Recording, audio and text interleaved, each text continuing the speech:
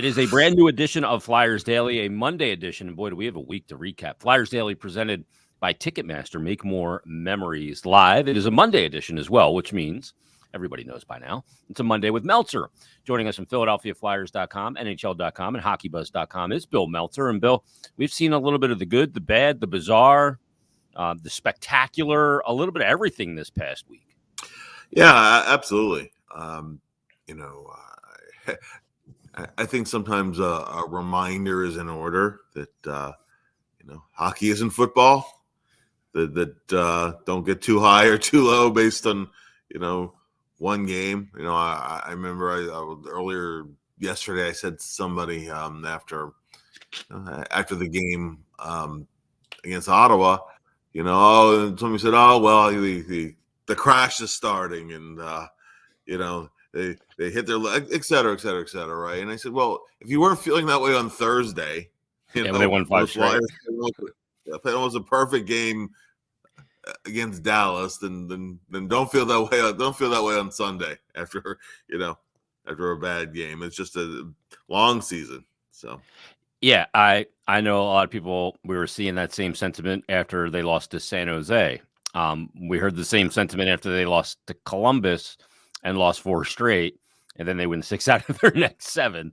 It is hockey. It is not a 16 game schedule. Well, 17 now in the NFL. But the losses this weekend do hurt. Let's look back at the week, though. They start off the week with the 4-2 win and sweep the road trip. And then that game on Thursday against Dallas was probably the most complete game they've played in 3, maybe 4 years. And that wasn't something that was sustainable to that degree, obviously, but they showed they can play with an elite team in the NHL. Yeah, go back a couple of days before that, they shut out Winnipeg. They won 8 in a row and had a 14-game point streak going. And then they come back and they beat Dallas, and the Colorado game. The Flyers were really, for a lot of that game, the better team. Outchanced them, controlled a lot of the territorial play. They created a whole lot, scored 4 even strength goals against Colorado. Obviously they didn't win the game, and we go into the reasons why that happened. But I think that so it was up and down, and there are going to be those ups and downs over the season, and you just put aside, keep going forward. All you can do. Yeah. It was a spectacular game on Thursday where they control, all elements of that game. Even oddly enough, you dominate that and you only have a 1-goal lead after 2, but then they obviously pull away. But let's go to the weekend action, Bill, because, Saturday we see Nathan MacKinnon just absolutely take over an NHL game. I thought he was just unbelievable. Coupled with the loss of Owen Tippett in that game. We're getting good news on that front. So let's start there. What are we hearing on Tippett? I know the team put out that it's a lower body injury and it is day-to-day, which may be the best news. Yeah, for sure. It was in and of itself, it was nice to see Owen skating on Sunday, about an hour before warmups. It was a supervised skate. He wasn't out there that long. It was just testing it out a little bit. But when he first went down and you see the first replay on it, I thought, oh geez, maybe high ankle sprain, that kind of thing. That could be a pretty long term kind of thing. And hopefully, and it looks like nothing serious at all. So that was obviously the biggest positive that came from that. Flyers missed him on Sunday. I don't think that was the difference in that game. I don't think the Flyers played very well as a team in that game. But going forward, he was just so scorching hot when he went down, which is unfortunate that misses any time at all. But in the grand scheme of things, I think the Flyers dodged a bullet there. Yeah, and the thing is, you look at the weekend games and the game against Colorado, they come roaring back to get within a goal, and they pull Carter from that game. They come back with Sam on Sunday, which I think was a scheduled start for him as much as anything else. But you see him on Sunday. It's 3 games in 4 days. It's a back-to-back. Ottawa's also on a back-to-back and in 3 games in 4 days and had to travel. But the Flyers playing 11-7, Bill, looked like it really reared its head on Sunday in particular, about midway through that game and for the remainder of it, because the forwards looked very fatigued. Travis Konecny didn't have the same burst. And you couple that with minimal minutes for Nick Delarier, who drew back in, and Ryan Poehling playing under 10 minutes as well. And that plays a part in it, I believe. It's something they have to resolve here soon, because the 11-7 is going to wear your forward group down. You can spread the minutes out on defense as best you can, but this is less than ideal for much longer. Yeah, and particularly as Sean Couturier specifically is concerned. We've addressed this even as the Flyers were winning in several recent episodes, that it's not ideal to keep playing him 20 minutes a night, every night. It's going to take a toll. I thought he was one of the guys that looked a little bit out of gas by the latter part of the game. Konecny, as you said, didn't have the same burst in that game. I mean, Konecny, I think, is just trying to, obviously he's still producing, but I think get into the bye week. Everybody recharges their batteries. Just a couple more games to go until that point. But listen, I mean, every team is kind of in the same boat here. Everybody's dealing with really compacted schedules and those kind of things. As you pointed out, I mean, Ottawa had the same number of games, the same number of days, and they had an overtime game in Ottawa on Saturday.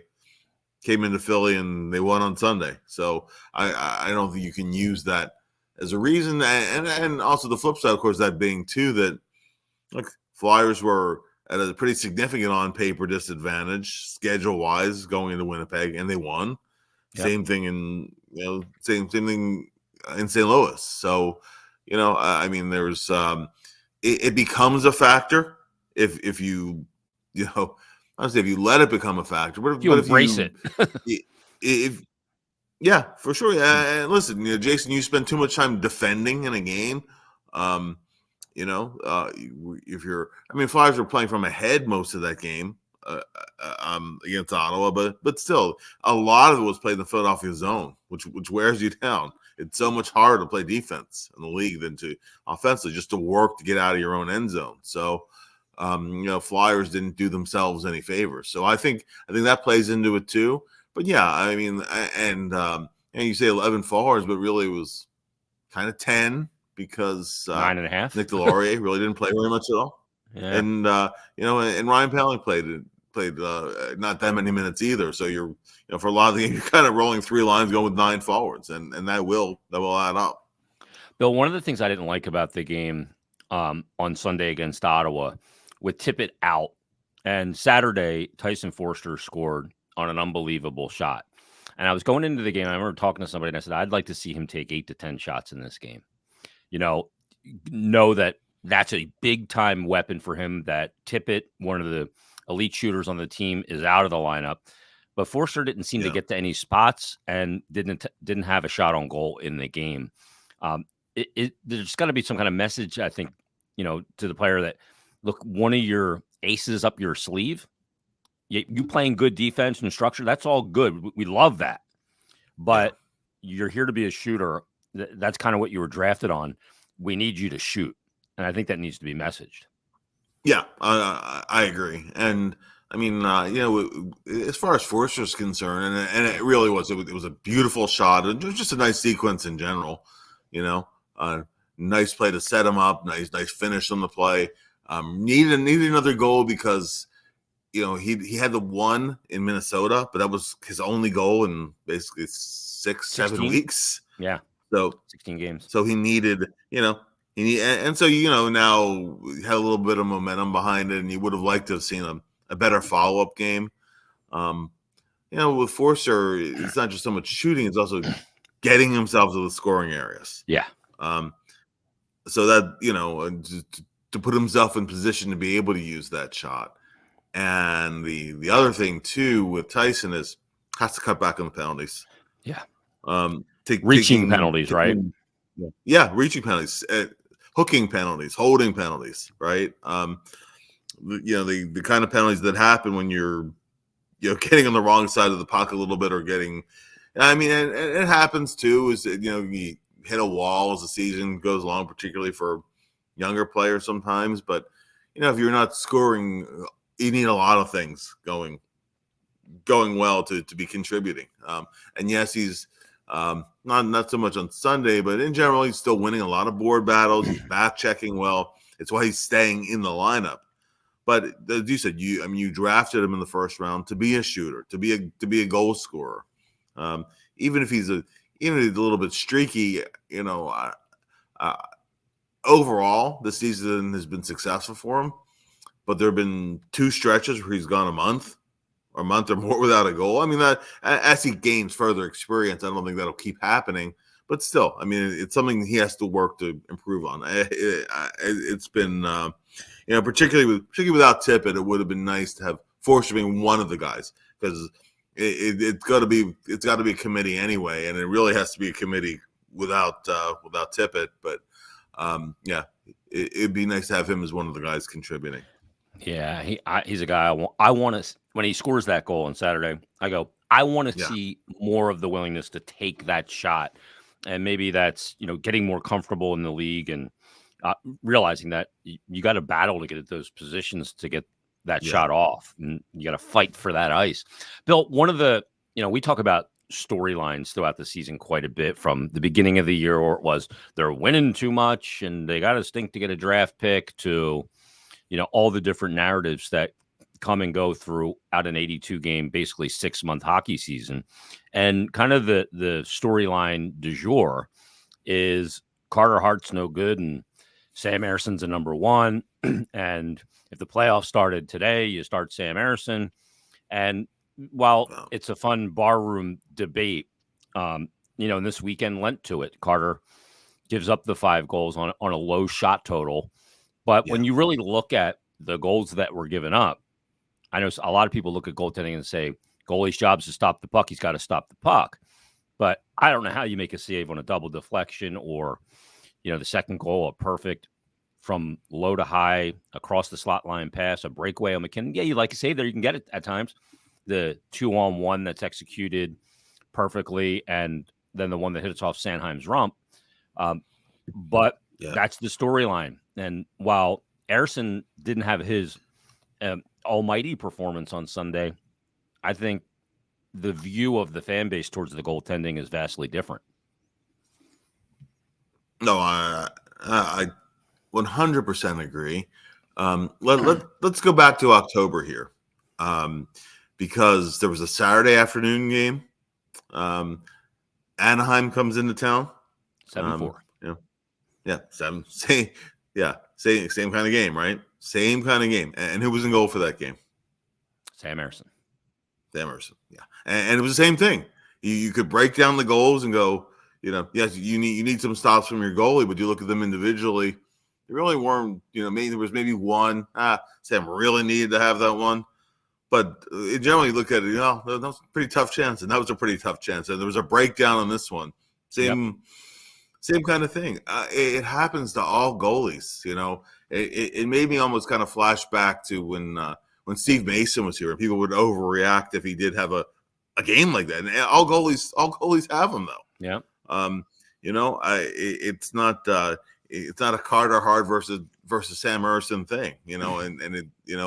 I think you reverse the goalies in the game, and I still don't think the Flyers would have won, because particularly how good the Colorado is, they feast off of some of those mistakes the Flyers were making. Would you like a save on the 2-on-1? Yeah, but I also don't want a backwards pass in the neutral zone that turns into a 2-on-1. Against you, that's going to hurt you. I don't want a puck turnover between the blue lines where freaking Nathan McKinnon is on a breakaway against you. That's there's a lot of things you won. You won Farabee finishing off a 2-on-1. Now, he did score later in that game, but but that was the kind of play that Colorado was consistently finishing in that game. So even though the Flyers had the territorial edge and outchance them. I think the worst thing I could say about the goaltending, and I'll say one thing further about it in a second, but I think the worst thing you could say about the goaltending in Saturday's game was it was average. Like you didn't get the big save you needed at specific times. So, the goaltending, in most games you're going to beat a team like Colorado, you're going to need some saves. As a matter of fact, when the Flyers beat Colorado, beat the Habs in Denver, 5-2. Hart let in one early on that he might have liked back, but he got better and better and better as the game went. I think he finished with 38 saves that night. In that third period, until the Flyers pulled away, they were in trouble. Yeah. So, and the goaltending pulled them through. So it's not a Carter Hart thing or Sam Ersson thing. It's just are you getting the saves when you need them? The big saves, the tougher saves at particular times. And we've been, I think, generally a little bit spoiled to it too. Yeah. Because we expect some of those saves. So, you're not going to get them every night. It would have been great to get it. Might have changed the outcome of the game. But in the bigger picture here, goaltending is the least of the Flyers' problems. And don't worry about a playoff starter right now. The playoffs are still a long way off. Yeah, I think this is the byproduct of a goalie-scarred hockey market for decades, right? And if one guy is good, the other guy must not be good. and Ersson's played incredibly well. I mean, full props to him. He's been great. There was this notion that I was trying to dispel on social media that, well, Carter's been shaky lately. So, and a guy told me, since January 1st, he's been really shaky. So I pull up the numbers: 3-1, gave up 2.66 goals per game and 922 save percent. If we're calling that shaky, then we have a different standard than a lot of people, but that ain't shaky. And no. There've been, a couple of goals he'd like to have back. There've also been, I'd say, more that he's actually stolen that look like, that's a goal. And next thing you know, your face. Next thing you know, there's a face off in the defensive zone because he came up with it. So his overall body work has been fine. I don't think it's anything worth overreacting to in Saturday's game. Just as some of the big games, things change so fast in hockey. It's kind of crazy. It wasn't that long ago. It was maybe back in December when the Flyers put together a nice little point streak, and then when they did finally lose one, it became they only have one win, and because there were some 1-point games in there. Yeah. We only have one win in the last 5. They went from point streak to winless in however many. Yeah. So the flip of it just like that, right? Yeah. One game. Yeah. Look, there is probably some PTSD with Flyer fans based on the last couple of years. I get it. But, the thing is we don't have to diminish what one guy is doing because one guy is being great. And I just don't understand that mentality. And in today's game, frankly, you need 2 goalies with this schedule.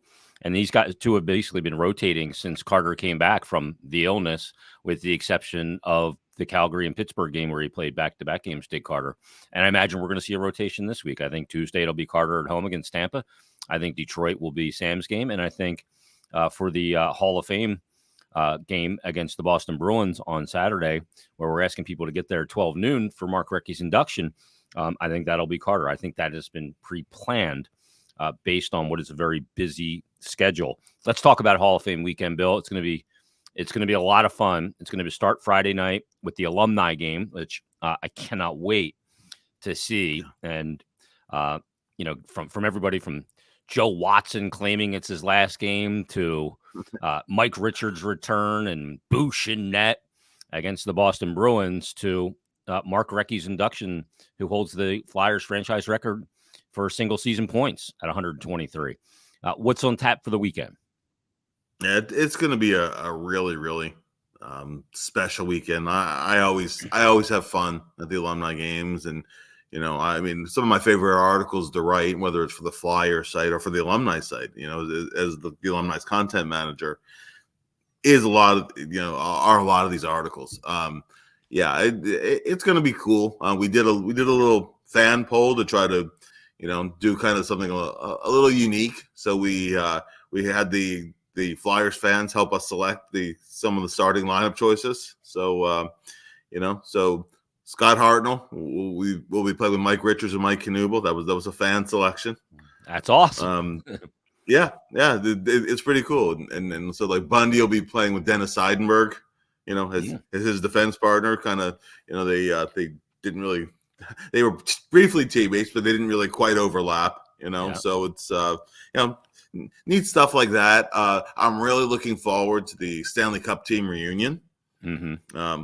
Almost all of the still surviving members of the two Stanley Cup teams will be on hand together. I mean, realistically, probably be the last time they're all together as one group. Yeah, that's what Marcy told us on the radio broadcast the other night. This is probably going to be the last time. I mean, it's 50 years, and you have players who live in pretty far-flung places in some cases. Like, Ed Van Impe doesn't travel anymore, and Eddie lives out in British Columbia. But I mean, Eddie realizes that this is probably the last time he's going to see a lot of his old friends and teammates. So, he's flying in for this. Just as one example, but a guy who was there from the beginning. And I think, of course, I thought that was a couple of years ago. A couple of years ago, when I was working on Joe Watson with his book, and we went out for lunch one day, and for whatever reason, and only Joe can call me this. He calls me Willie. Mm-hmm. Willie, this is the last one. I can't do this anymore. But there he is again, right? I mean, you go back to, was it October 1967, first ever Flyers game against the Seals, the first game in team history, that first home game against the Pittsburgh Penguins. Joe Watson's in the lineup. Crazy. Obviously, the two Stanley Cup teams. The first day that the Flyers alumni were founded, Flyers started playing alumni games in 1984. Joe co-founded it. And by Joe's estimation, between junior and the NHL and alumni games, he's played in over 2,000 games. Wow. This is it. This is the last one. So, pretty special thing to come out and give Joe, I think, the appreciation he's deserved for all he's done for the Flyers, for the alumni, for the city. Joe, I think you'll never find anybody who's more appreciative of the fans than Joe is. Joe. So I mean, that's a really, really, really cool thing. There'll be a lot of special events around the Cup team reunion. One thing that the Flyers never got to do when they won the first Stanley Cup, which of course is at the Spectrum, they didn't get to take proper victory lap because all the fans came out on the ice. I know it was pretty cool. I mean, it was a pretty neat scene with all the fans out on the ice, but they didn't get to skate around with the cup because there were hundreds of the fans on the ice. So, so that'll be rectified. They'll get to have their on ice cup ceremony with all the guys from that team, Clarkey and Bernie and Dave Schultz and Billy Clement. Of course, Billy lives in the Carolinas these days. Yeah. So it'll be that'll be a really, really cool thing, and then it's time for the alumni game itself. And I mean, it's unfortunate that Brent Fedek, I think he was golfing, but he tore his rotator cuff. Oh. So unfortunately, Feds can't play in the game. But not a half bad line change here. Instead of reuniting the Crazy Eights line, you get 2/3 of the Crazy Eights with Lindros and Recchi, and 2/3 of Legion of Doom with Leclaire and Lindros. So it's kind of they're all together as one line. So it'll be a fantastic night. Even some of the guys on the Bruins alumni side, Mark Recchi, rather Ray Bourque is captaining the Bruins side. You have a couple guys who played in the Flyers. Kenny Linsman, of course, had a couple of really nice seasons in his career early on with the Flyers. Right.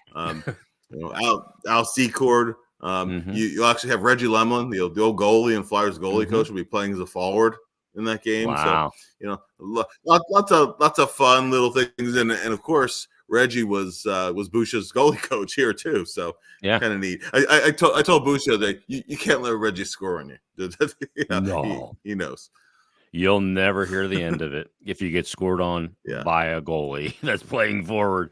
Although Bush claims, when he would play like in pickup hockey, when he played forward, he'd be ringing up goalies. So I need to see the tape, though, to believe it. It's going to be a great weekend. I can't wait for it.